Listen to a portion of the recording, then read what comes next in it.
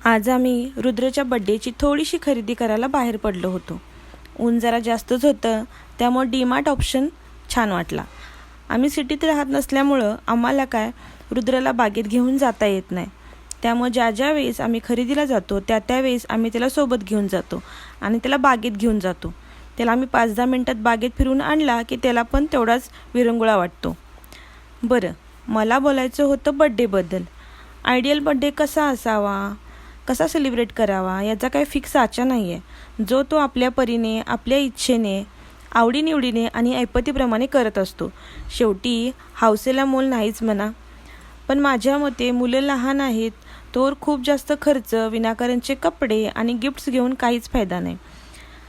बरेच लोक मी बघितलं आहे 10-10 हजाराचे गिफ्ट्स आणि टॉयज घेताना.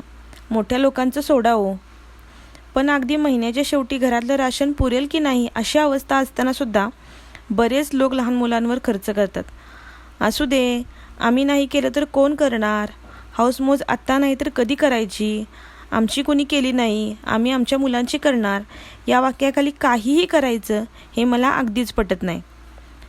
त्यापेक्षा तेच पैसे सोन्यामध्ये, SIP-मध्ये किंवा ते एखाद्या इन्शुरन्स प्लॅनमध्ये गुंतवले तर, किंवा फिक्स डिपॉझिट ठेवली तर किती चांगलं होईल ना. तेच पैसे मुलांच्या भविष्यासाठी वापरता येतील. आवाढव्य खर्च कमी करून मुलांना चांगली पुस्तकं, अभ्यासाचे साहित्य किंवा त्यांना जे आवडतं त्या कलेच्या क्लासना घातलं तर किती बरं होईल ना.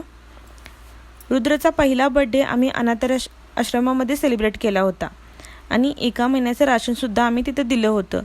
पण नंतर मलाच वाटलं या मुलांना कसं वाटत असेल, त्यांना पण वाटत असेल आमच्या आईवडील असते तर आमचा पण बड्डे सेलिब्रेट केला असता, आमचं पण कौतुक केलं असतं. त्यांचे डोळे बघताना मला ते जाणवत होतं. म्हणून रुद्रचा सेकंड बड्डे आम्ही घरीच सेलिब्रेट केला, अगदी साध्या पद्धतीनं. आणि यावेळीसुद्धा आम्ही त्याचा बड्डे घरीच करणार आहोत. तुम्हाला काय वाटतं, कसा करावा बड्डे? कमेंट बॉक्समध्ये नक्की सांगा.